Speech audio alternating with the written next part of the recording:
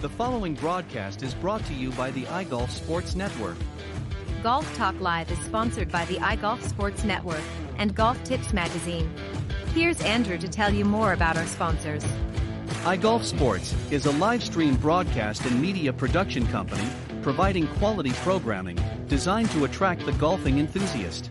And Golf Tips, the game's most in-depth instruction magazine, including reviews on the latest equipment, tips from top teaching professionals, all designed to help you improve from tee to green. Welcome to Golf Talk Live with your host, Ted Odorico. Join Ted each week as he speaks with some of the best in golf. This week's special guest will join us a bit later. But first up is another great discussion on Coach's Corner. So let's introduce tonight's Coach's Corner panel. Good evening, everybody. Welcome to Season 13 of Golf Talk Live. I'm your host, Ted Odorico. Got a great show for you tonight. Joining me this week on the Coach's Corner panel is Clint Wright and Pete Buchanan. I'll tell you about both of them here in just a moment. And then later I'm going to be joined once again by golf fitness expert, Bob Forman. He'll be joining me a little bit later on the broadcast. And don't forget, if you want to watch this week's show or any of the previously aired episodes, be sure to visit the iGolf Sports YouTube channel, or you can also follow us on Spotify.com. And you can also catch the audio version on Spreaker.com or wherever you listen to podcasts. And don't forget to subscribe to the channel so you can get notified as new episodes drop each week. We got 2 more shows this season. I was just telling the guys here, December 4th and December 11th. And then I'll be taking an extended break and be back on air on March the 5th. So this will be a good time to visit our archive section and listen to the shows that you may have missed from earlier this year or even past issues. This has been 13 seasons. We're going to be going to 14 seasons next year. So I'm really excited about that. All right. So let me introduce the guys. First up, of course, is Clint Wright. He's a 30-plus year member of the PGA and partner of TGM Golf. And TGM, of course, is a big proponent of the R3 approach, which is designed to help golfers of all levels become better players, and certainly considered to be among one of the best to cover the short game and a favorite here on Coach's Corner. Also on Coach's Corner tonight is Pete Buchanan. He's been teaching this great game of golf for over 30-plus years as well. He's the founder and director of instruction for Plain Simple Golf, which houses the Plain Simple Golf Circuit and Simple Swing Repeater Training Base. And he's been helping golfers around the globe focus on building a repeatable swing. And he's another favorite here on the panel as well. So, guys, welcome to Coach's Corner. Glad to be here, Ted. Ted. All right, appreciate it. So I thought, given that we are a week away from Thanksgiving, that we would talk about preparing for the off season, because for a lot of golfers, they're going to be hanging up their clubs here pretty soon. So we're going to talk about the off season. And I think the best to prepare for the off season in golf is to focus on a comprehensive approach that includes a number of things. One, including a structured plan, practice plan, physical fitness, of course, always want to do that, mental game development, and equipment maintenance. A lot of people forget about that. You got to look after that equipment if you want to be doing well in the upcoming season next year. So the off season is an ideal time to refine fundamentals, build strength and speed, and address weaknesses without the pressure of tournament play. So I'm going to talk, first off, I'm going to start with you, Clint, if you don't mind. We're going to talk about technical development. So without the pressure of your gamer swing, as it were, and a desire for immediate results, the off-season provides an excellent window to work on fundamentals and make lasting changes. So I think one of the things that is first and foremost is to create a practice plan, structure your indoor practice sessions if you're able to do that. And I think maybe if you can kind of put together maybe like a 20-minute focused session,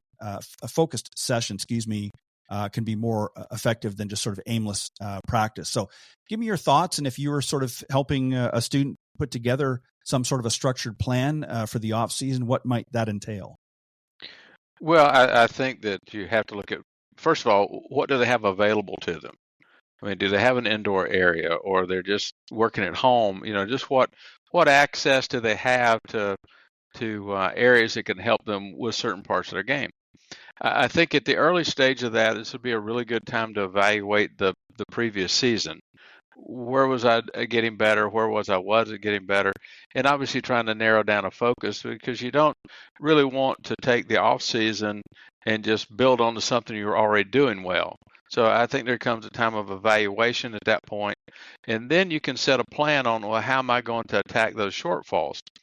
And the simplest and easiest thing for a person to be able to do is to work on their putting, because everybody can do that indoors. They can do that in the living room, the bedroom, wherever they have access to that, is to work. And I would encourage them early on, before they get out of season, get some videos of their putting stroke in a live manner on a green, in order for them to be able to compare and contrast that to where they were in the end of the season to where they are at the beginning of the next season. But most importantly, they have to evaluate where they're at, then evaluate their ability to work on those areas, and then kind of pick and choose what they have available to them. I mean, the only thing they have is their home garage, or with all the simulators today at the local bar or restaurant that they might be able to get some time on. Those are just areas. But the critical thing, as far as I'd be concerned, is for them to evaluate their shortfalls where they're doing well, and focus on the shortfalls wherever they can. Yeah, I think that's some great points. I agree 100%. I think, an assessment is called for. I mean, really, I think most coaches and most professionals now try to do assessments throughout the year at various points to kind of gauge how their students doing along the way. But I think definitely at the end of the season, you want to find out, where did we finish off, and how can I best utilize my time now before I pick up, the clubs again full time, let's say, for argument's sake, for those up in the more cool climates up in the Northeast and Northwest, where they don't have the opportunities to get out and play as much, and they don't have the ability to, say, come down here in the South as we have. So they've got to find other options. And obviously, you want to work with a coach, Pete. I think that's another important thing there. And I think, as Clint alluded to, is really focusing and gearing on the short game. Putting, again, is something that they can do inside, even if they don't have access to a simulator or what have you. That's something that they can be working on, as well as maybe some other fundamentals. But as a coach, what are you going to do as far as how you're going to best prepare your students for that off season? And I know you're dealing with people all over the world, so there's a lot of variety there. So what might be some other things, in addition to what Clint talked about, that you might want to do as well, and keeping that dialogue open?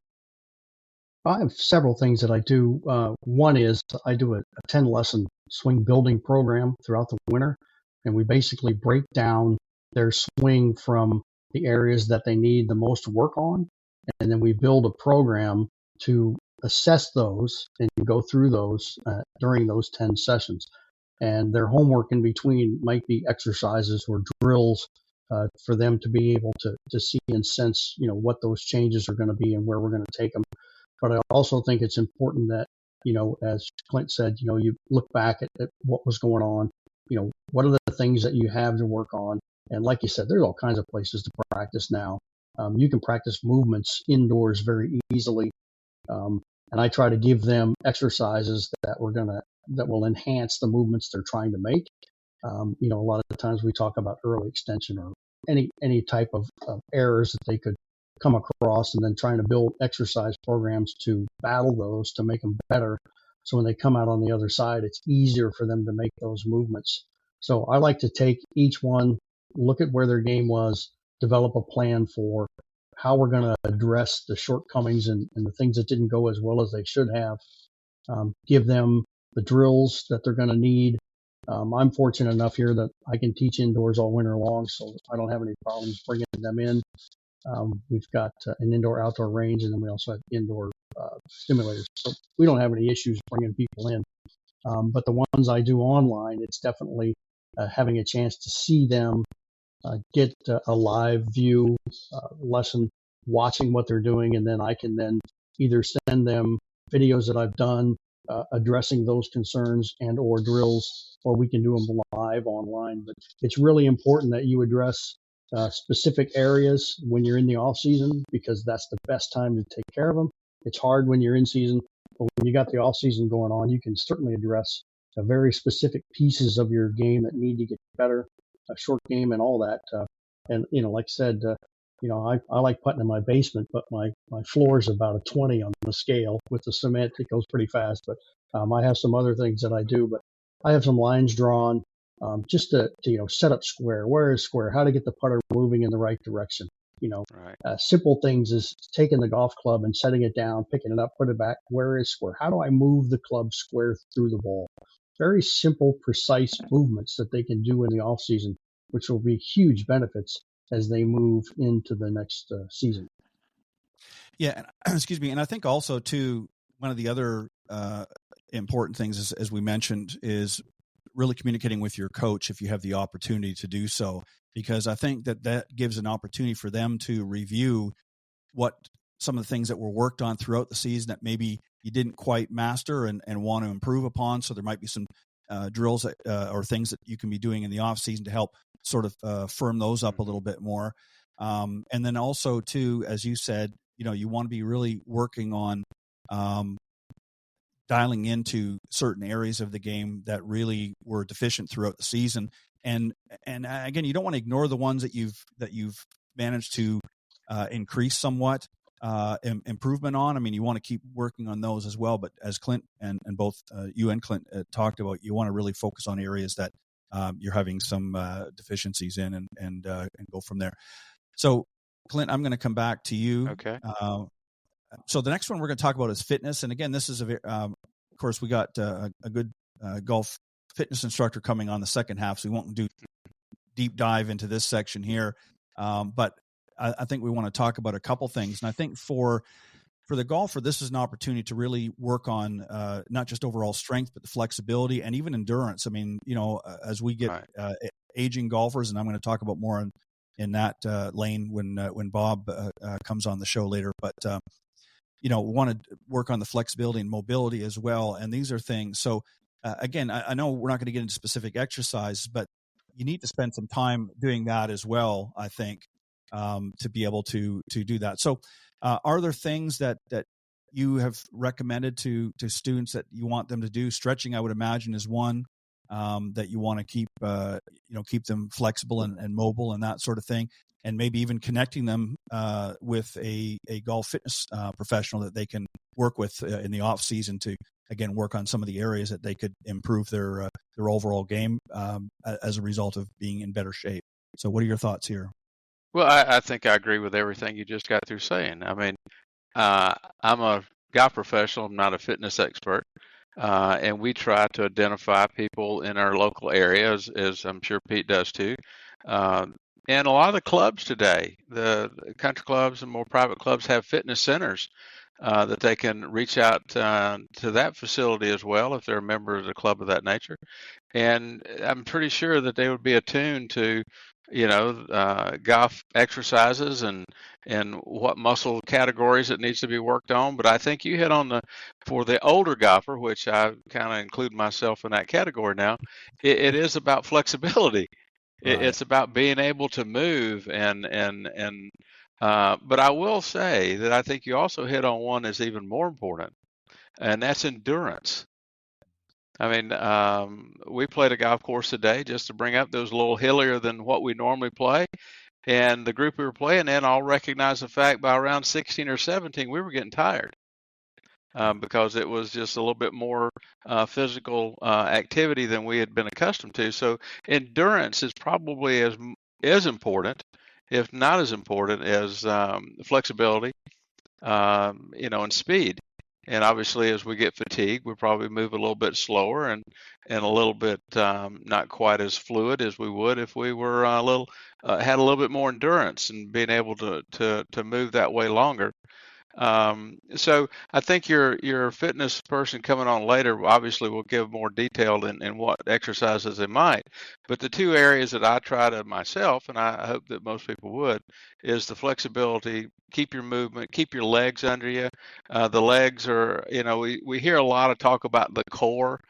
And I guess, but keeping your legs under you is important as well to be able to move efficiently and to be able to get around the golf course without being exhausted by the time you get to 15. Yeah, I think that's probably the number one thing that a lot of golfers struggle with is having the ability. I mean, mobility and flexibility. I think a lot of people have been working on that, but having the endurance to be able to go the distance. And that stems from a lot of things, Pete, things like working on, maybe walking or something if you don't have the ability to get out and play golf as much or at all.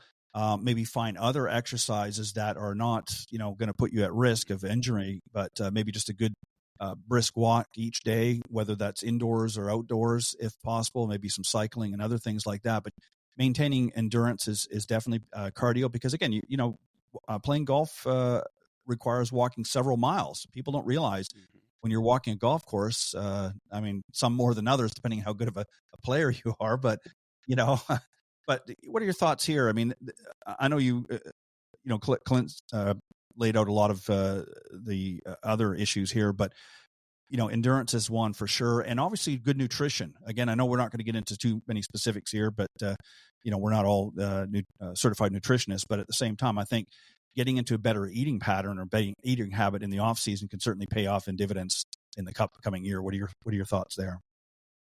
Oh, that's, definitely the eating portion is, my brother Tim always used to say, you are what you eat. So if you look at people, you can pretty much tell what they eat just by how they look. He's more of an expert on that than I am. So I'm able to bounce stuff off of him and ask him certain things, but nutrition is good.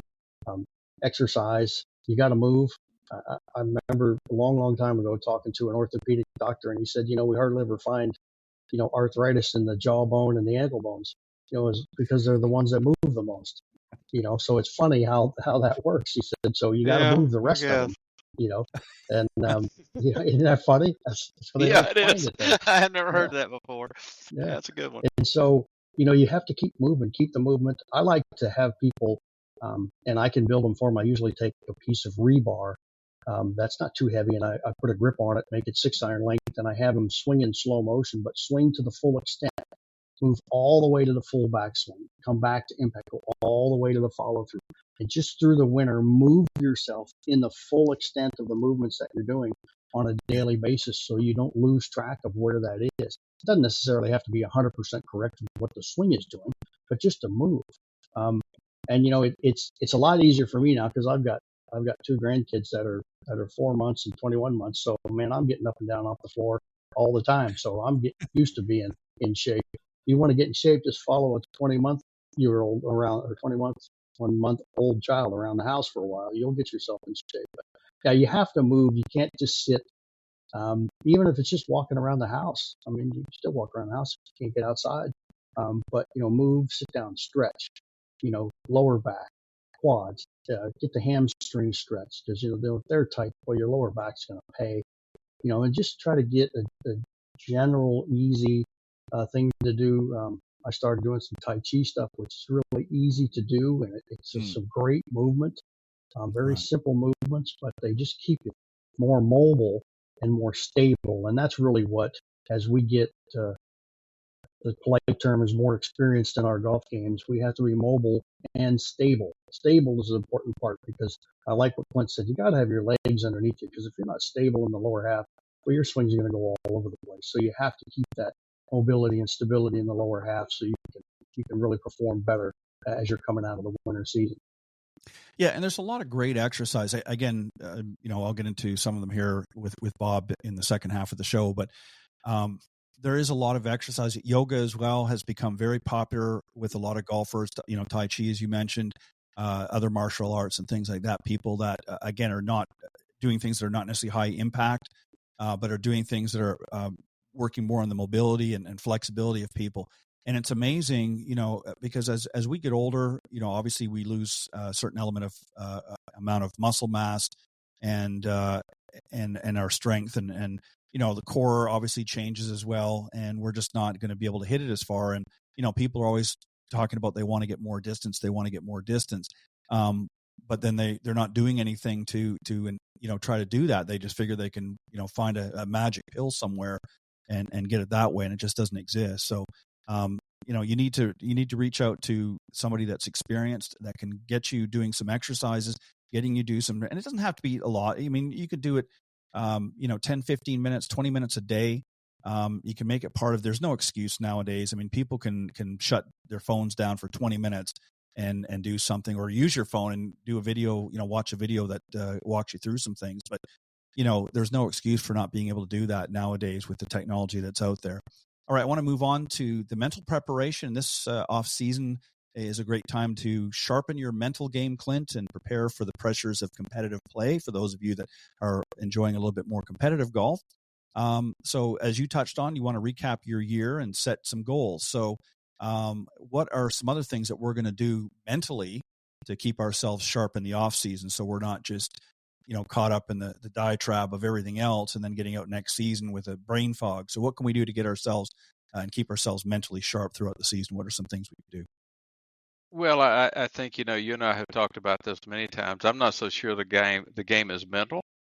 I'm more in the tune of when we're playing, it's more emotional.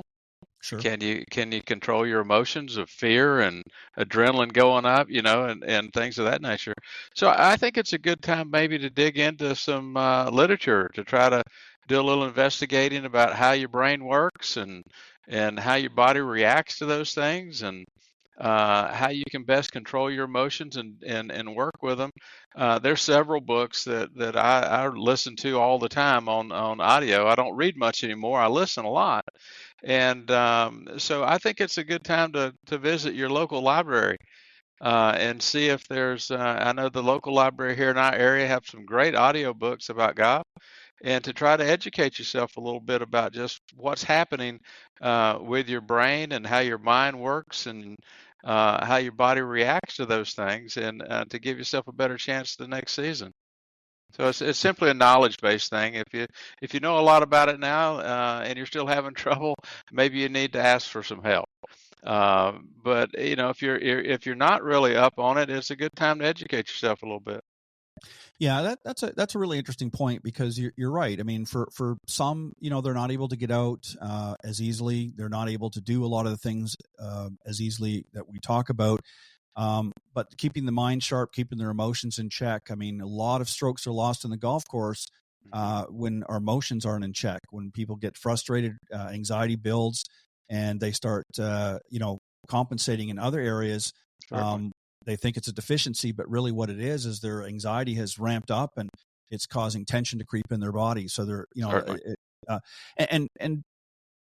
Pete, a lot of people have resorted to meditation as well. A lot of people just, sitting quietly and not, letting a lot of garbage, turning the TV off, and it sounds very simple, but those types of things.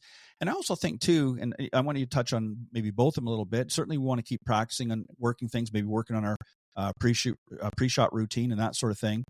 But some people like to journal, and I know there's a lot of technology that you can do that now, but a lot of the pros like to keep track of not just their stats, but just how they're, how they're feeling through certain tournaments, what gets the anxiety ramped up.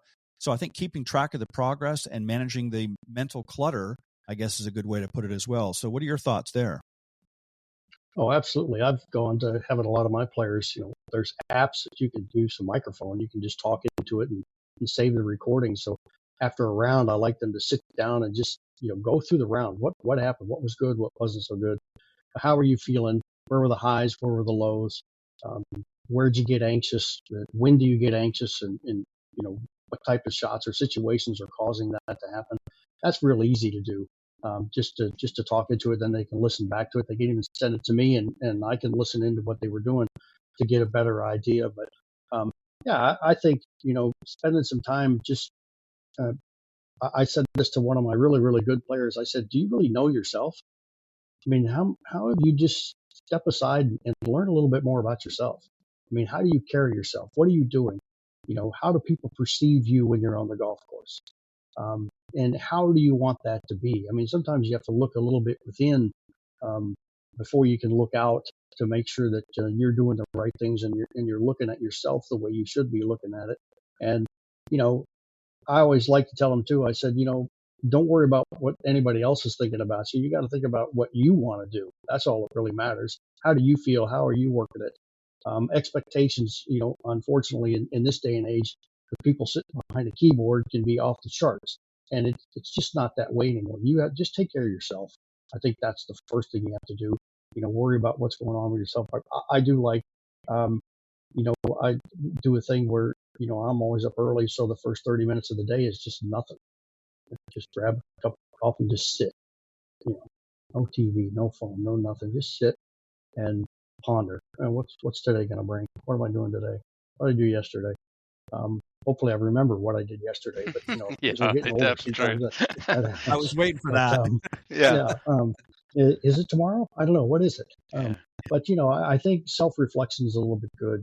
Just taking some time for yourself, I think, is really good, especially around the holidays. It gets busy and it gets crazy, and so just take a little time for yourself and try to boost yourself up a little bit. I think will go a long ways. Yeah, well said. I just want to add something real quick here. You raise a really good point. One of the things that I've always seen, and I'm sure both of you would attest to this with a lot of players over the years, especially those that are still working pretty heavily, that they're not able to disengage from work. And I don't mean just they're having their phone and constantly looking at their phones, but they're when they're coming to the lesson, or whether it's a playing lesson or just out in the range, and they're constantly thinking about what they need to do at the office, and they're not really bringing 100% of their effort. And I think that's you've got to do that disconnect. I think if you want to play your best golf, you have to learn to say, okay, and I don't mean that some executives have a 24/7 job, but you have to be saying, okay, for this 2 hours or this 1 hour, range work, what have you, I'm going to disassociate. Obviously my phone's going to be put on. If I've got an emergency, I may have to take it, but unless it's an emergency, I'm not touching my phone. And, I've got to do not disturb on, because I really want to work on my game.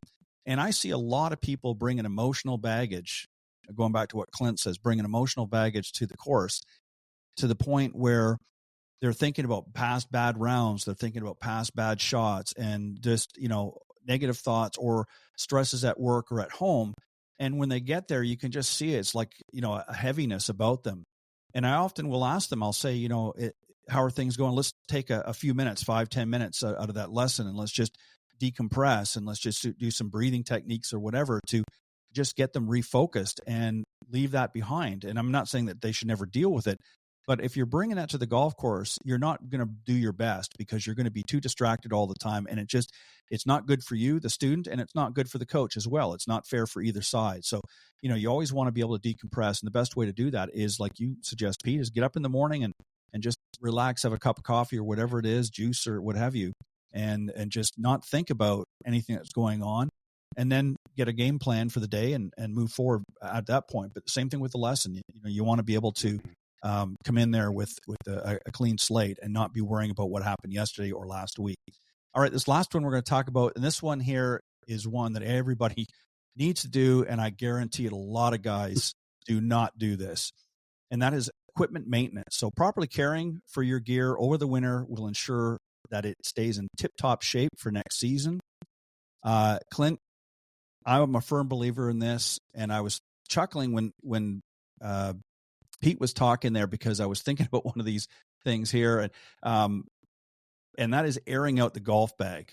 I mean, I don't know how many times I've seen people dump their bag out and there'll be a moldy old sandwich in the bottom, or cookie crumbs or something in the bottom, Sure. Lord knows what.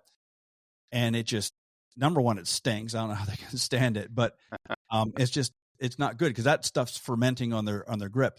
So I'm a firm believer in doing a deep clean of your golf clubs. I keep them clean all the time after every round, but I think a deep clean. What are your thoughts? What's your winter ritual, if you will, if you're going to get things cleaned up for next season? Well, I've never really had a ritual, because I've only briefly lived in an area where you couldn't play year round. So it wasn't that, but in a day, back in the day when we had more wooden headed golf clubs, that winter time was a time to refinish them and put, keep things all tightened up and things of that nature. But in today's world, with all the, technology, the metal and stuff, I mean, really the only thing that needs to be maintained, much of anything, is the grips. And depending on what kind of grip you use, you may want to replace them every year. I think there's a lot of recommendation for that, particularly if you're playing any kind of golf. But I would encourage people, is to make sure that their equipment stays in a climate controlled area. I see so many people, in the even here in South Carolina, people will not play much through the winter, and they leave the clubs in the garage or in the storage shed someplace, and that just doesn't do anything any good. So keep it in a climate control, set it in the back of your closet, do or whatever you need to do to keep it indoors in climate control. But I would just suggest them to have their local golf pro or whoever they trust with their equipment to go through it and make sure all the heads are on tight, because sometimes those will loosen up a little bit, particularly in today's world where all the woods are adjustable. Right. We'd want to make sure everything's down tight and real well, and then go through that. But focus on the grips. And two, it's a time to have your equipment evaluated and see if you're properly fitted. It could very well be that the adjustments you might make through the winter is maybe a little longer club, check the line loft angles. That would be a good time to have somebody do a fitting to evaluate if your equipment is best for you. And particularly if you've had some game improvement through the summer, that equipment may not be the best for you. You got a little stronger. Those old regular flex shafts may need to be a little tighter, a little stiffer maybe. Good time to get that end of the season evaluation of your equipment in order to make adjustments if necessary. Okay. Yeah, that's a great point. I was actually going to give that one to Pete, but well, I'm sorry, Pete. I mean, I'm just rambling. No, I'm kidding. But no, you raise a really good point. That was definitely one I wanted to make sure that we touched, because that is a big one, Pete, is making sure that you're playing and properly fitted based on your game. And I know games can change quite a bit, so you can't be getting new clubs and changing every 5 minutes. But certainly at the end of the season, if you've made some strong gains, or if you're maybe you had the opposite effect, maybe you're not as strong as you were earlier in the season, and maybe you need to, instead of using those stiff shafts, maybe you need to scale back and go to a regular flex or something along that line. But what are some other things, Pete? I mean, I know you live up in the north a little bit further, so you do have some different climates than we do here in the south in the winter months. Do you do anything special with your equipment when you're getting ready to maybe phase into a different time of the year? Yeah, I think the biggest thing what Clint said is, get them out of the bad environments, bring them inside, make sure they're taken care of. I do like to have everybody go through it and look at the equipment and have somebody who has the knowledge to run through a fitting, even if it's just a small one. There's a lot of places that do it. We do it. And so just to check them, look at them, are the lies correct? Are they what they should be? Are the lofts correct? A lot of people who play more forged clubs, they'll move, and people don't think they'll move, but they move quite a bit. So you want to get those checked out just to make sure everything's where it should be. And if there's any adjustments that can be made, you can make them then. I think that's a great idea to have that checked at the end of the year. And then also just making sure that, like you said, bring the bag in, go through it, take the golf balls out, tee whatever's in there, look at all the pockets, figure out what's in the bag, make sure you get all that stuff out of there, clean it up a bit. It's always nice to have the bag clean and ready to go. Redo the towels. Are your head covers getting a little dingy? Did they fade over the summer? Could you use some new ones? That sort of thing is always something to look at. But, get yourself prepared, have them all cleaned up and ready to go, especially if you're not going to be able to use them, get them ready to go. And those that are still practicing, it's great to get them checked, make sure th're okay. Like you said, you see these, woods now that are adjustable, they'll move, they'll be loose, get them tightened down. Some of the shafts will move in the heads, especially those that got the hot summer heat that we have. You leave them in the trunk, boy, those things will melt up and those heads can move around and get soft. And you don't want to wait too long before you take a look at that. You mostly can tell by looking at, you pull it out and the ferrule's in the wrong place, and you look down there and the 5, 6, and 7 iron are all the same length. So something's going on. Something's moved. So that's a simple thing you can look at. Are all my clubs the same length? No, I got some issues. Unless you're Bryson, that's different. But you want to take a look at that, and great general maintenance through the wintertime is a great way to do it. Well, I think also I just want to add one more, Pete, and get your thoughts on this. In addition to making sure you're fitted properly as far as shafts and things like that, this might be a good time to look at whether you're playing the right clubs, meaning, instead of having that 5 and 6 iron, maybe you need to replace it with some hybrids or some other options, to improve as well. So that's something too that maybe if you want to just touch on a bit. I mean, it's not just about making sure that the heads and everything are all right. It might be you're playing some of the wrong clubs. Maybe some people are still playing those long irons. That they need to get out of them. So touch on that a little bit, if you wouldn't mind. Well, I tell you what, I'm not embarrassed to say I put a 7-wood in my bag. I tell you what, a great tool that is. 7 woods, 9 woods. They make them 11 woods. They can replace some of those long irons. They're a little bit easier to hit. And so, yeah, that's a great thing to look at. There's hybrids. There's more fairway woods. Anything to help you step in between. Unfortunately, I think in today's world, they made the clubs so strong. You have too many clubs from wedge, 9-iron on down to those sand wedges, and people need help from basically 5-iron on up to the fairway woods. That's where they need the most help. They need that distance range help. We can take a wedge and turn it into 4 different loss, but they've made it so they cranked them all so strong they're losing sight on the clubs they really need the most help with. So I would really get in and take your longest iron and your fairway wood and figure out something in between, because you got a lot of yardage in there that you're missing out on that you have when you're playing.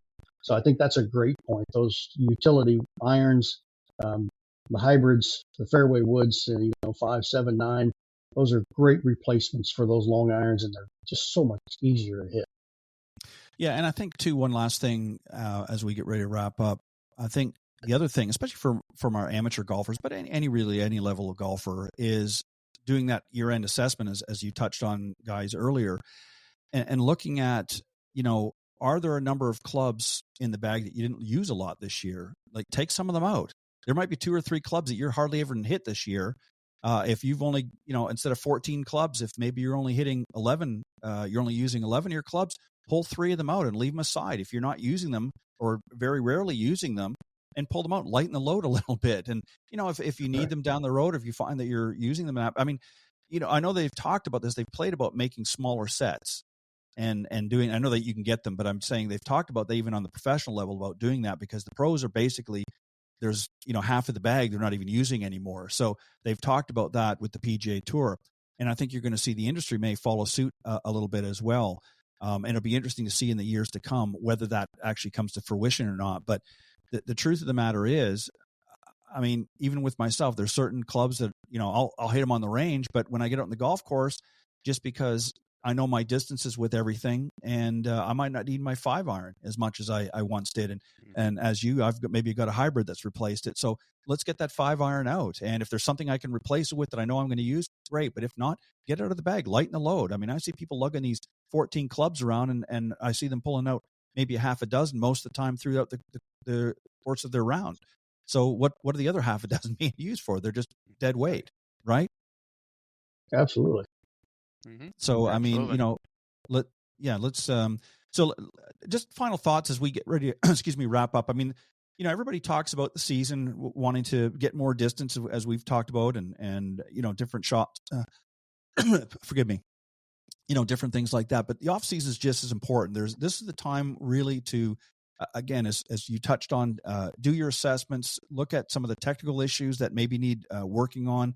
Fitness we want to keep tight, and obviously the mind game and emotion game as well. We want to focus on that, and then obviously making sure that the equipment's being tuned up properly. You tune up your car, but I want to give each of you just maybe a moment to summarize what you look forward to most doing in the off season for yourselves. What are you going to be doing, and also what are you looking forward to most in 2026? So, Clint, I'm going to go to you first.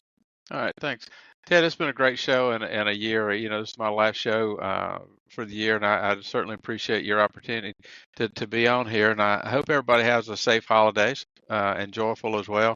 And Pete, it only gets better. I've got a 3-year-old, a 2-year-old, and a 6-month-old.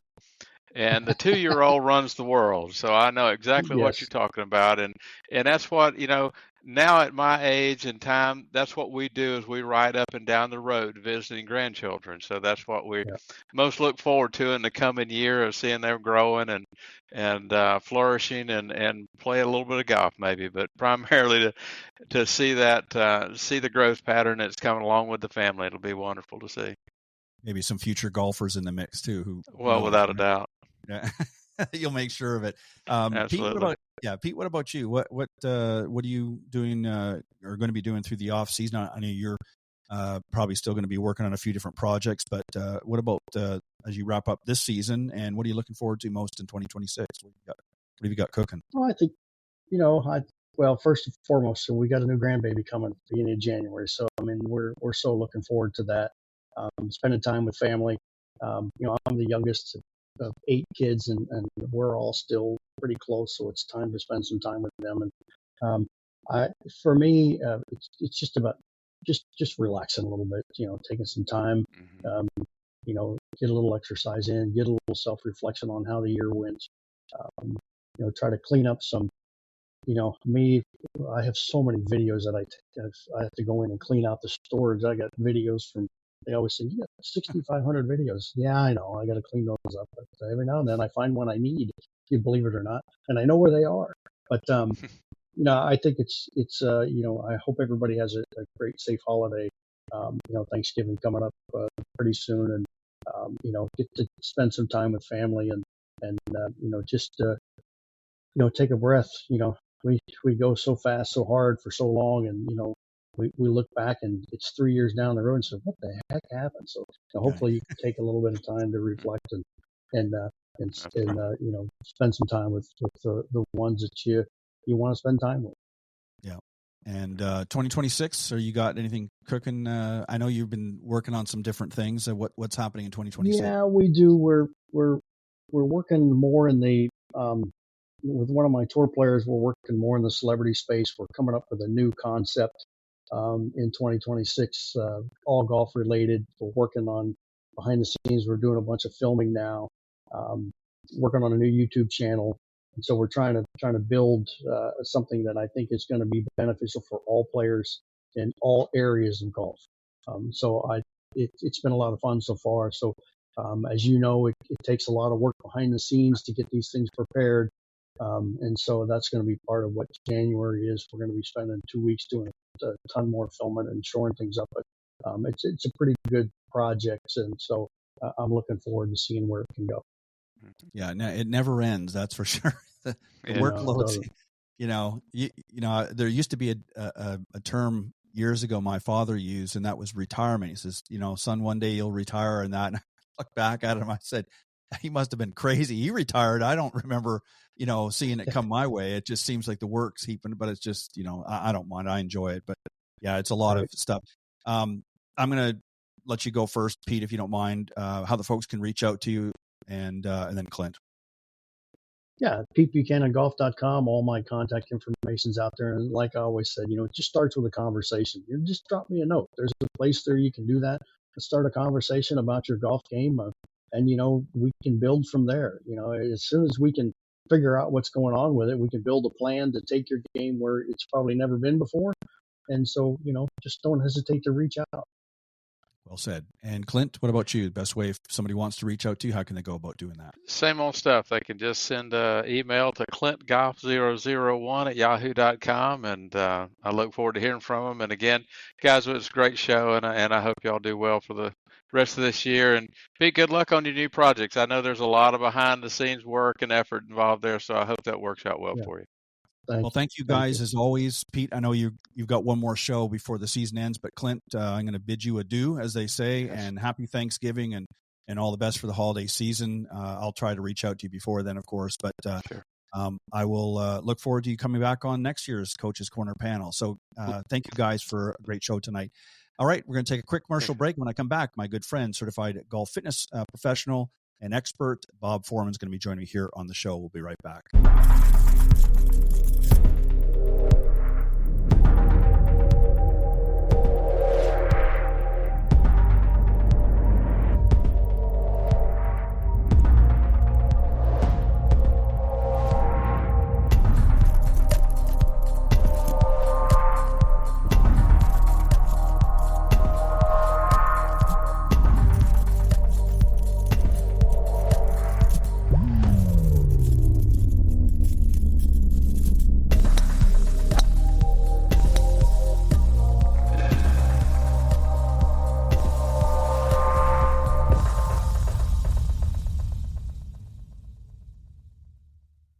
Welcome back, everybody, and super excited to have my good friend Bob Forman back. He's a certified golf fitness expert, and I'll tell you a little bit about him, and then we'll get into tonight's discussion. It's going to be an interesting one.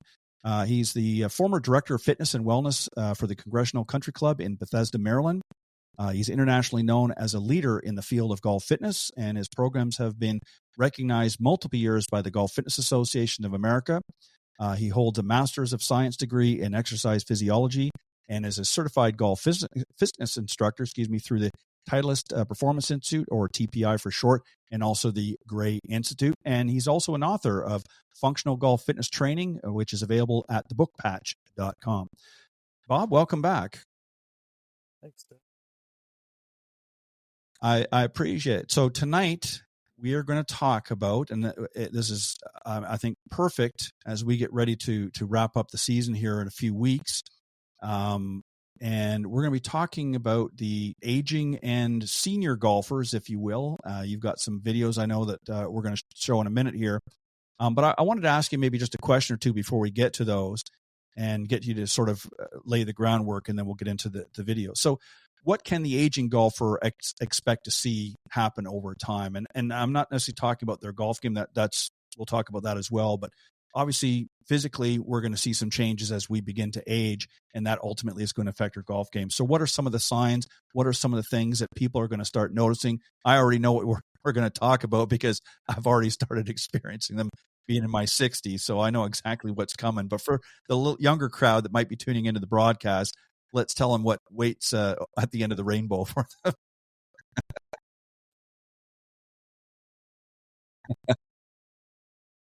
It depends upon lifestyle.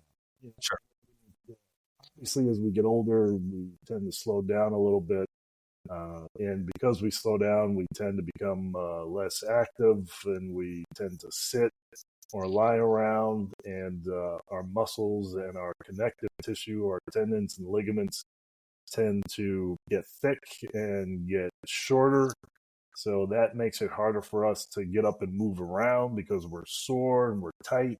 So that just snowballs. So you tend to sit and be less active, to a greater degree. And then, like I say, the body just kind of starts to dwindle.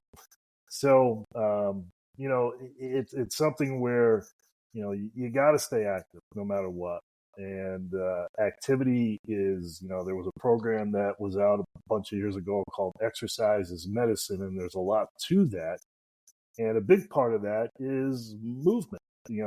Just got to get up and move around, because that can really kind of stall and get back some of the stuff that you've lost as you do get older. So, it's a challenge. Getting up in the morning or getting up from the chair, or Right.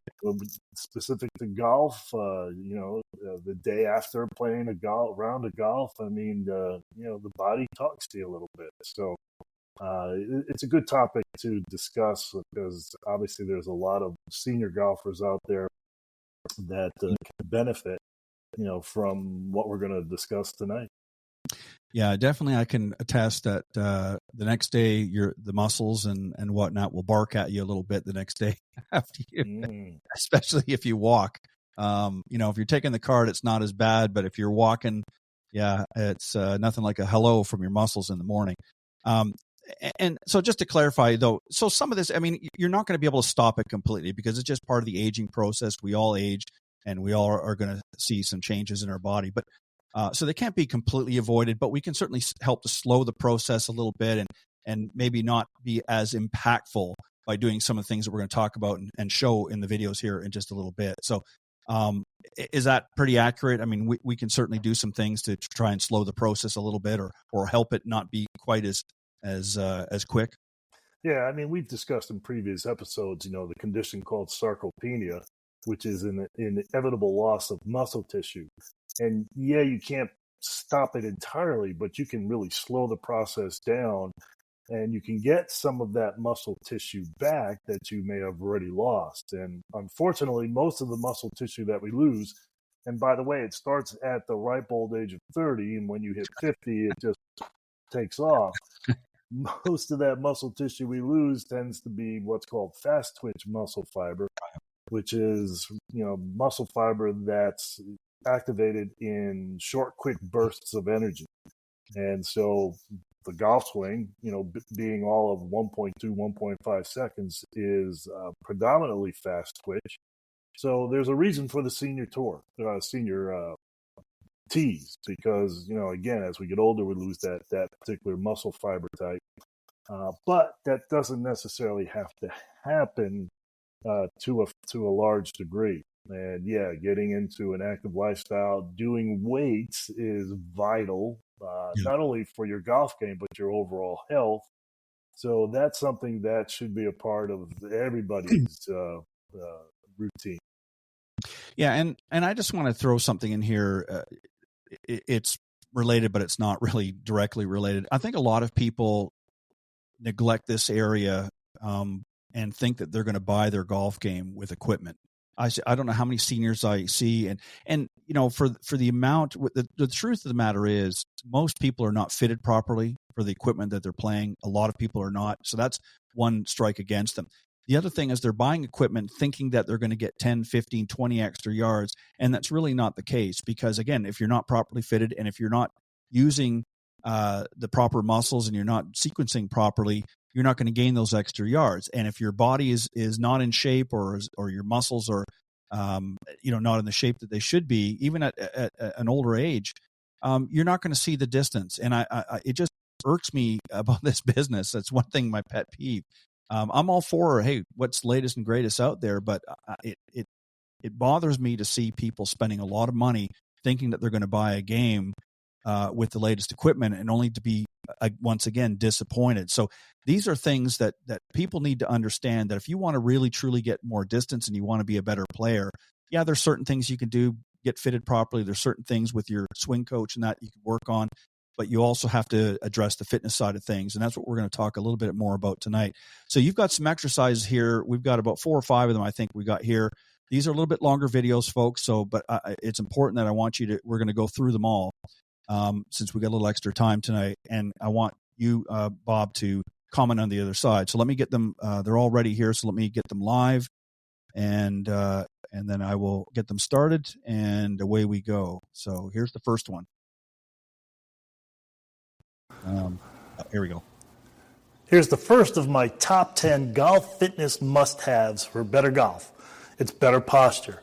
Starting to see a lot of rounded shoulder posture out there at address over the ball, and that's not going to bode well for your distance, because you can't rotate around a bent spine as well as you can a straight spine. And we're seeing a lot of this because of computers, because of cell phones, because of electronic gadgets, just getting us into that bad posture. Also not very good for your shoulders and neck, by the way. So how do you fix this? Well, you got to stretch the tightness that's developed across the front part of the chest. You got to strengthen the weakness that has developed in the upper back. So here's the stretch. It's a door frame stretch. Real simple, but very effective. Get yourself into a door frame, put your arms up on the door frame so that your upper arms are parallel to the floor, and then gently lean into the door till you feel that gentle stretch across the front part of the shoulders and chest. Breathe normally, hold for about 15 seconds. Don't overdo this stretch. We're going to do that like 3 to 5 times. That works the front.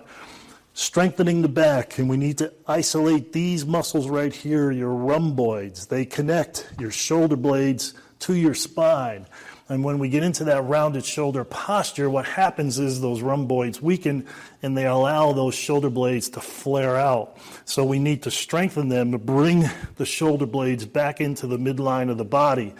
So upper back squeeze, good exercise to accommodate this. So we're going to take an exercise tube. This is a medium tension red tube. Wrap it around something solid.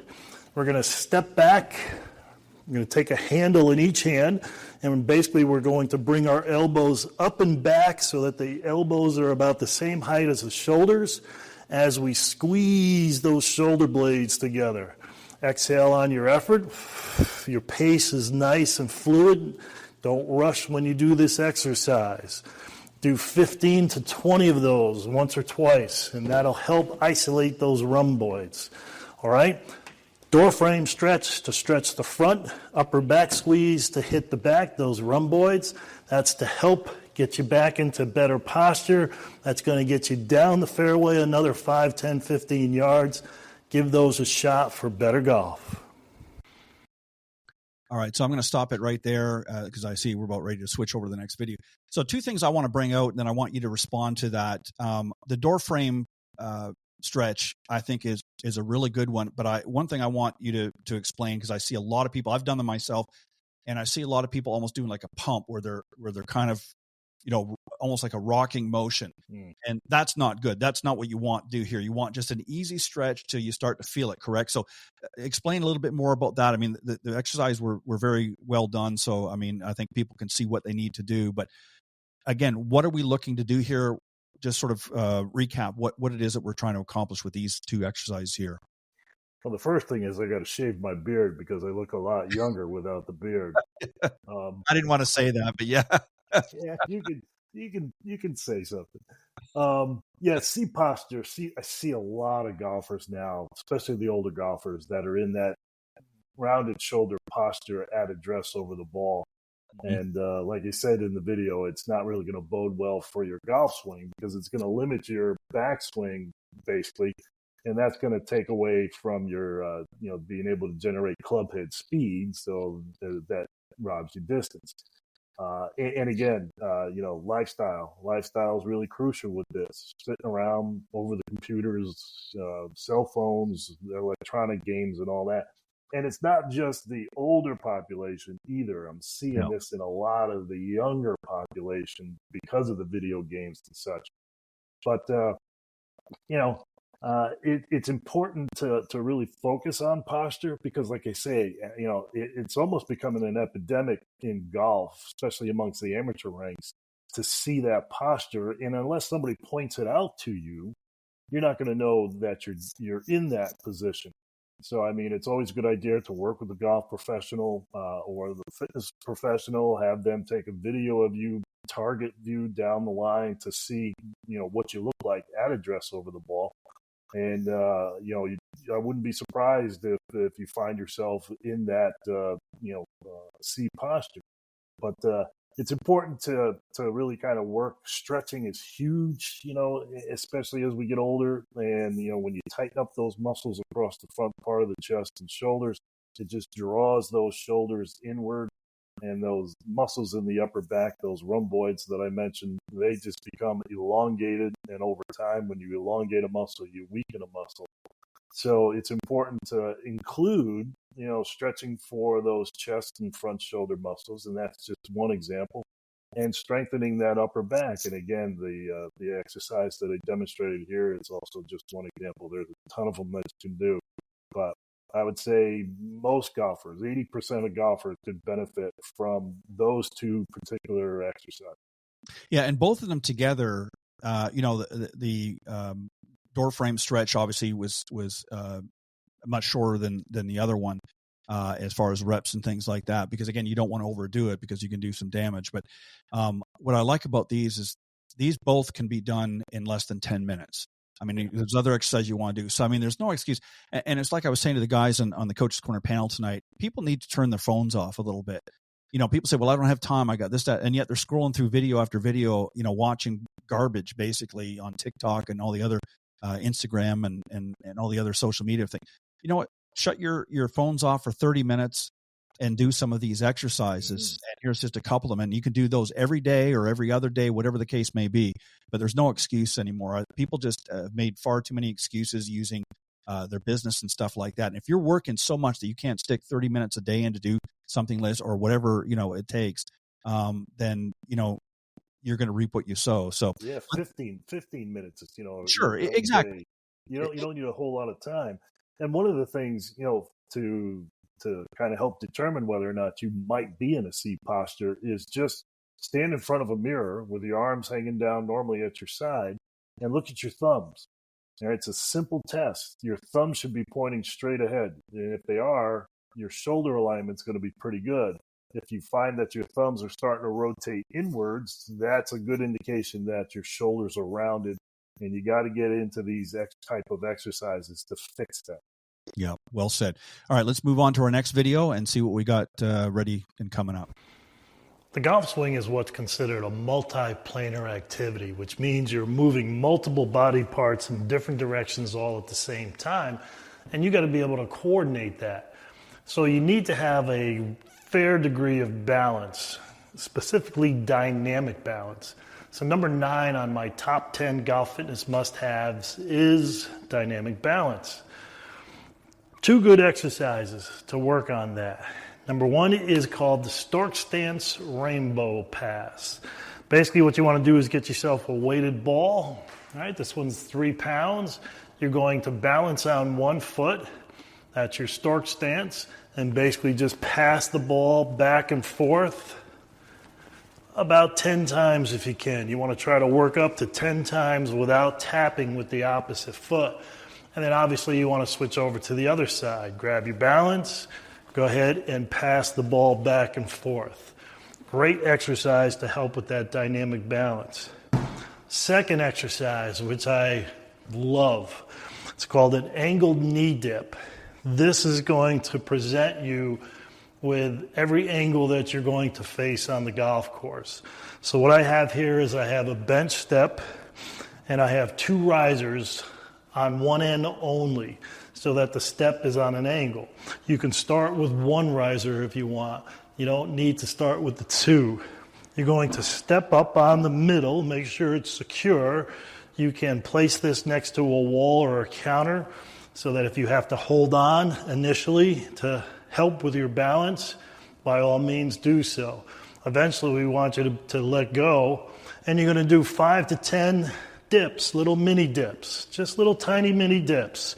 You turn 90 degrees, get your balance on that same foot, 5 to 10 mini dips. Turn 90 again, 5 to 10, and then one last time, 5 to 10. So what happens every time you turn 90 is gravity is going to have a different effect on you. Gravity always wants to pull you downhill. So you're going to have to recruit different muscle groups facing this direction than you are facing this direction. And then obviously you want to do the other foot as well. So here's your uphill lies. Here's your ball above the feet lie. Downhill lies. And then finally ball below your feet. So again, it confronts you with every condition you're going to face on the golf course. Dynamic balance, better than static balance, for the golf swing is essential. So you want to practice that dynamic balance, and these are 2 good exercises to help you achieve that. Give them a shot for better golf. All right, so we're going to stop it again. And again, 2 great exercises. I mean, this really, and we've talked about this before, you really talk about the stabilization here, getting those muscles engaged, because again, we're always focused on the big muscles all the time and the core, but there's a lot of small muscles that play a key role in the golf swing as well. And you're addressing some of them here. So give us a little bit more thought and feedback on what we just watched. Yeah, one of the assessments that I do on golfers is just this, testing for dynamic balance. And you'd be surprised, again, how many young and old, but especially the older golfers, how many really fail this, and not fail, but needs improvement in this area. And again, the static balance test where you're just standing on one foot, standing still, is good, but it really doesn't adapt to when you're swinging the golf club. So it's good to get into some exercises that will challenge your balance. The other thing is with balance, a lot of times, we talked about the loss of muscle tissue and how, most of it you're going to lose is going to be in the legs. That also will impact your balance. So not only do you want to practice dynamic balance with exercises like these 2, but you also want to incorporate some strengthening for the muscles in the legs, specifically the quad muscles in the front part of the thigh and the glutes, your butt muscles, basically, because there are 2 large muscle groups And again, they're going to help, keep you in balance and prevent you from falling, which is, again, another crucial area for seniors as we get older. So if you can incorporate some quad strengthening, some glute strengthening, and I think one of the videos we're going to talk about here is glute strengthening, get into some dynamic balance exercises like this. Now, that angled knee dip, I don't know if they were able to see the bench. I didn't see the bench in this video, but the bench is angled, away. So the higher point is, away from the wall, and then it angles towards the wall downward.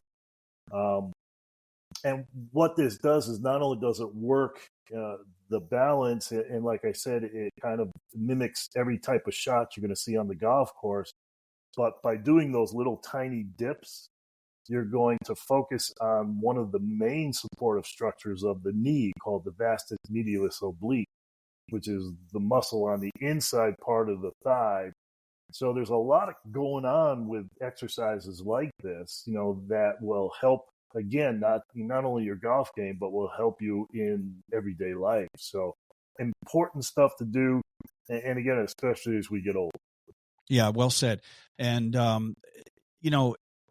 again, I can't emphasize enough, for anybody to do these exercises, young or old. I mean, we're talking, more of the senior golfers here for tonight's discussion, but generally these are things that anybody can and should be doing if they want to play their best golf, and just some great stuff. So we're going to move on to the next one to keep things going, but we'll see what's next. Number 8 in my top 10 golf fitness must-haves is forearm strength and balance. These guys on the PGA Tour these days, have pretty good defined forearms, and they need to be, because when you're gripping that club and you're swinging it at 90 to 100 plus miles an hour, you got to have some degree of strength to hold on to it. So 2 good exercises to help develop the muscles in the entire forearm. The first is your traditional forearm curls and extensions. So start with lightweight. You don't want to go too crazy with this. 5-6 pounds is probably more than enough. And I usually like to start with the extension piece, okay? Because we tend to be stronger on the underside of our forearms, and that imbalance can lead to wrist issues. It can lead to elbow problems, even shoulder problems. So do 10 to 15 extensions to isolate the upper muscle groups. Then you can roll it over and do 10 to 15 flexion to isolate underneath. This will be easier to do. And then you can end up with rotations, 10 to 15 of those. Go nice and easy with this. Don't let the weight take you, because you don't want to put stress on the elbow. So that kind of works.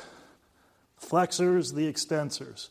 And again, we tend to be stronger on the flexors, so an extra set on the extensors might not be a bad idea.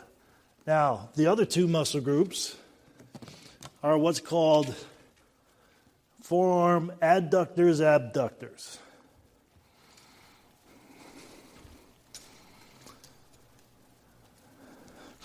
When you're swinging the golf club, you are going to have some flexion extension, but you also are going to have some what's called adduction, abduction, okay? ABD, abduction, is away from the body. ADD, adduction, is to add to the midline of the body. So when you're swinging the golf club, as you bring the club back, you're going to have some of that wrist abduction, adduction. So it would be to your advantage to strengthen those muscle groups as well. So you get a body bar. This one's 6 pounds. And we'll start with the ADD, the adductors. You grip it about a little more than halfway, past the halfway point, from the back of the bar. You glue your arm to the side of your body, and then you just tap to the back without moving your arm. It's just the hand. This is working the muscles on the underside, or the side here of the pinky side, those adductors. You do 10 to 15 of those, and if you want more resistance, you just go out closer to the end of the bar, or you can get a heavier bar. Switch it over, obviously, do the other arm. And again, keep that arm glued. Don't bend the elbow. Keep it locked to your body. Then go back to the first side, and we're going to do the ABD, the abductors. So for this one's going to be a little bit tougher to do. You can grab about halfway or a little bit just past the halfway point from the front of the bar. And this time you're going to tap to the front. Now your range of motion is not going to be as good. It shouldn't be as good. So don't feel you need to get that bar way up towards the shoulder. It really is only going to go past about 90 degrees. And this one you're going to feel on the outer part of the forearm, working the ABD, the abductors. 10 to 15 there, and then obviously turn around and do the other side, 10 to 15 as well. Forearm strength. It's going to help you develop power in your swing. That's going to help you get more distance. Give those a shot for better golf. All right, so before we get into our last video, these are really good. I know you had similar videos that you showed this, and I think you did it yourself. These are great because this is an area of the body that really gets missed. I mean, people are lifting weights, they're working their biceps and their triceps, but they don't really focus on the forearms and these other muscles that are crucial for generating power. And the wrists play a very active role in the golf swing, and a lot of people don't get that, and they don't move and use the wrist correctly. And part of the reason is probably because they're very weak in that area. So give us some thoughts here, and then we'll cue up our last video. Yeah, this is definitely one of those golf-specific exercises that should be incorporated by all golfers. You know, golfers go into the gym and, like you say, they hit the major muscle groups, the chest, the back, the quads, the hamstrings. But you need to incorporate some forearm exercises. And these are, I think, two of the best exercises because it gets the whole forearm, not only just the flexor and the extensors, but like I say, those important adductors. And, it's going to help you generate power in your golf swing. All right. Because when you're swinging that club, you got to be able to hold on to it. But this is an area that's often neglected, not much. And when I was doing the book and stuff and a lot of research for specific exercise, not much written about forearm strength. We're starting to see it more over the past few years because I think more people are becoming more aware of the fact that, hey, I got to work the forearms because they're a crucial part of the golf swing. Yep. So, and these are two of the better ones that I highly recommend people to get into. Well, and they affect the grip. A lot of people don't realize that, but if you've got really weak forearms, a lot of people will tend to develop tension because they've got to hold onto the club a little bit tighter. So there's a lot of things that it can cause. One thing I want to point out, and as a cautionary for anybody doing this, you gave some examples of the weights and things to use.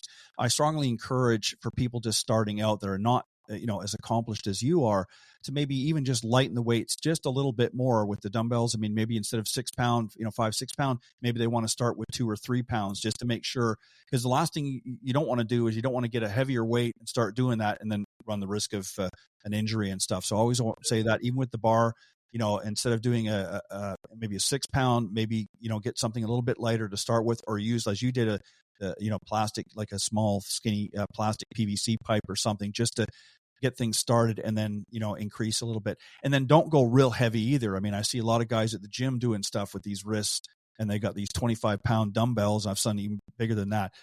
You're just going to run the risk of doing injury. And most of these guys, I see them about 2 weeks later, and they've got a little cast or something or wrapped around. Yeah, exactly. Yeah. So, and keep it slow and methodical when you do those exercises. Don't whip the weights around because, again, that's when you start doing damage.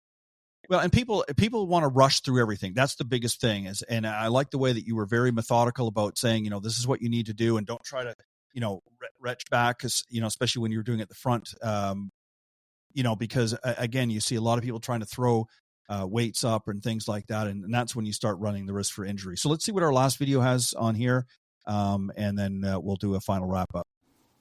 Number 6 in my top 10 golf fitness must-haves is strong glutes. Now, glutes are basically going to help stabilize the lower body as you're swinging the club. If your glutes are weak, A lot of times you'll see excessive movement in the lower body, either a lateral type movement, which would be a sway in the backswing, or a slide in the downswing, or a front to back type movement, especially in the downswing, which is called early extension. Both are basically just going to rob you of a lot of power and distance. A lot of golfers are weak in the glutes because of the amount of time that they sit during the day. So here's a good exercise to help strengthen them. Good exercise also, and this is how we test for whether or not the golfer's glutes are weak or not. On your back, feet flat, knees up, arms down at your side as the first progression. Basically what you're going to do is just bring the hips up into the air. That's called a bridge. And just hold it as you breathe for 10 to 15 and 20 seconds. There shouldn't be any wobble. And if the hamstrings cramp, that's a sure sign that the glutes are weak. If that's easy, then you can progress. You're going to come up into that bridge and then just extend one leg out, keep thigh to thigh, and just breathe. Again, there shouldn't be a whole lot of wobble, no dipping of the hip. And if the hamstring to the opposite side cramps up, again, sure sign of weakness. And a lot of golfers will have a unilateral weakness where they're just weak on their left side or their right side. Now, what you want to do is you want to hold that bridge with extension for 10 to 15, 20 seconds. Switch to the other side, hold, take a break, and do 3 to 5 sets. When that gets easy, you can take away the stabilization and cross your arms, go up into your bridge, and do that without the support. It'll be a little bit harder for you to do. Strong glutes helps stabilize the lower body. It's going to help your golf swing. Give it a shot. So there's a great example of what you were talking about earlier, and just how so many people don't know what the weaknesses in their game are, and these exercises really are going to show them real quick where the weak areas in their golf game are going to be. Because if their muscle groups in certain areas, like they were talking about, you were saying one side or the other is going to be always naturally going to be a little bit weaker than the other, this is going to show and point those areas out. And I like the fact too that, again, when you were talking about the cramping, I know I've seen a lot of people doing these exercises and for the glutes, and it's amazing. People don't realize what role it plays. So give us some final thoughts here on this exercise. Yeah, again, glutes, TPI calls them the godfather of the golf swing. That's where, again, a lot of power is generated with the glutes. And unfortunately, as you mentioned, a lot of folks are weak because we sit a lot during the day. And again, when you sit, you elongate the muscle. And as I mentioned before, anytime you elongate a muscle over time, you weaken it. So it's important to kind of test yourself, with that bridge exercise, and maybe have someone take a look at you to see whether or not you are wobbling when you kick that leg up into the air, or if you're dipping down back towards the floor. A couple signs there that the glute is weak to that side. But those are good progressions. A lot of the assessments that you do, the assessment becomes the exercise. So those bridges are really good exercises to start with to isolate the glutes, and start with just the bridge, without the foot coming off the floor, and see if you can manage that. That should be fairly easy to do. Mm-hmm. And if it is, then you can progress to the bridge with the leg extension. And this way you can isolate right and left side, because to your point, I see a lot of people that are asymmetrical in terms of strength and even tightness in the body. And really, one of the main purposes of exercise is to regain symmetry back to the body, so that your right side feels as strong as your left, that your rotation to your right is as good as your rotation to your left. And unfortunately, though, a lot of people tend to be out of whack because of what we do and what we don't do during the day. So a good fitness professional, a good golf fitness professional will help you kind of determine where those imbalances and asymmetries are, and give you exercises to correct that so that you can bring balance back to the body. And when you do, you reduce the risk of injury quite a bit. So there's another good reason to kind of get into exercises like the ones we discussed here tonight. Yeah, and just for the listeners out there that are going to watch this broadcast a little bit later on, what the nice thing about these videos is you can go back and you can play those videos while you're watching the broadcast and get an idea of how to do the exercises correctly, so that when you go to do them, they'll always be there for you should you need them. And the great thing with technology, we're trying to avoid people being on technology too much, but you can take this video, these videos that you're seeing here through the podcast, and take them to the gym with you. And you can look at the video while you're, getting ready to do them, so you can see how it's, again, being done properly. And I always say, you want to consult with your physician first before you start any exercises, and you want to be assessed by a certified golf fitness professional. Don't just go out and, you and your buddies partner up and start doing a bunch of things without making sure that you've had a proper assessment by a professional. Because, again, the last thing you want to do, especially when we're coming into the off season now for many, is to injure yourself and then get a late start next year because you're recouping from doing some things incorrectly. And that goes for the golf swing too. It's not just for the exercises. So again, you always want to make sure those assessments, and I think it's good, Bob, too, to not just get assessed at the beginning of the year, but maybe throughout the year, maybe do a follow-up assessment, see how much progress you've made, what still needs some improvements, and maybe make some modifications and things as needed. And then again, take another look at the end of the season, see how much progress you made over the year. And then it lets you know that you're on the right track. What do you think? Oh, most definitely, because we've discussed in the past how golf itself can create imbalances in the body because it's a one-sided repetitive activity. So you're using a specific set of muscle groups in a particular movement pattern over and over and over again. So ideally, for every stroke we take from the right side, we should be taking a swing from the left side to balance it out, but that doesn't happen. So No. the assessment done every once in a while is a great idea to keep you, in balance and give you, a sense of where you need to go. Yeah. And again, for some folks that, are like me, that are in the South and get to play golf all year long, potentially, you might want to do it 2-3 times a season. For those of you that have a shorter season, maybe only 4 or 5 months, that live up in the Northeast, if you're lucky to get that, you definitely want to get a couple. So you want to do an early assessment at the beginning of the year, and then you want to do one at the close of the season for sure. If you could do one in between, that's great. But you definitely want to monitor what's been going on, and you want to be doing these. And again, if you were to wrap what we watched tonight into a routine, we're talking maybe 25, 30 minutes max for everything, for all the videos that we saw, the different exercises. Would you say that's pretty accurate if you're doing them properly? Probably not even 15 minutes, maybe. Okay. But I mean, it'd be the best 15 minutes that you could spend. Right. I mean, the key is consistency. Sure. That you're doing it on a regular basis. So, I can't overstate that enough. Yeah, well said. So there's no excuse. You've got some great videos that you can watch that we've put up through the broadcast here this season, and it's been great. I think, Bob, you might be back one more time before the season ends. I'll have to take a look at the schedule, but if not, go back and look at all of the conversations that Bob and I have had. He's imparted some great wisdom for those of you that really want to get in shape and play your best golf.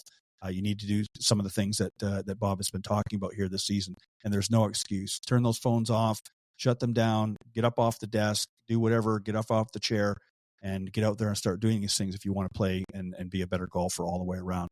But Bob, I want to thank you very much, as always, for coming on. It's always an interesting discussion. I know what I'm going to be doing this off season for me. So I got to get to do some of these exercises a little bit more frequently and some of the ones I haven't been doing for sure. So I know I need to do those. But so I'll be doing that and getting myself in good shape for next season. But I want to thank all of my guests this evening, Clint Wright and Pete Buchanan, for joining me earlier on the Coach's Corner panel, and then again my special guest at Bob Forman, golf fitness professional and expert, always bringing his best. And we're going to be off next week for Thanksgiving, so there'll be no show. But this is a good time to go to the YouTube channel and check out all the previously aired shows. So you go to youtube.com/@iGolfSports is the YouTube channel. You can also catch Golf Talk Live on Spotify.com. Or if you just cruising in the car and you don't definitely want to be watching videos, you can get the audio version. You can be listening to it. Most cars now, you can listen to podcasts right in the car. So you could just look for our podcast on Spreaker.com or wherever you listen to podcasts, Apple, what have you. So you can listen to it there as well. You won't be able to see the videos. You'll have to wait till you get home to do that. But at least you'll be able to listen to some of the great conversations. So on that note, we'll be back up on December 4th will be the next show. And then December 11th will be the last show of the season. We'll be taking an extended break, and we'll be off until March 5th will be the first show coming up in the new year as we get ready with some new episodes and new shows coming up. So hope you come back and watch those as well. And on that note, God bless everybody. Have a happy Thanksgiving, and I will see you next time right here on Golf Talk Live.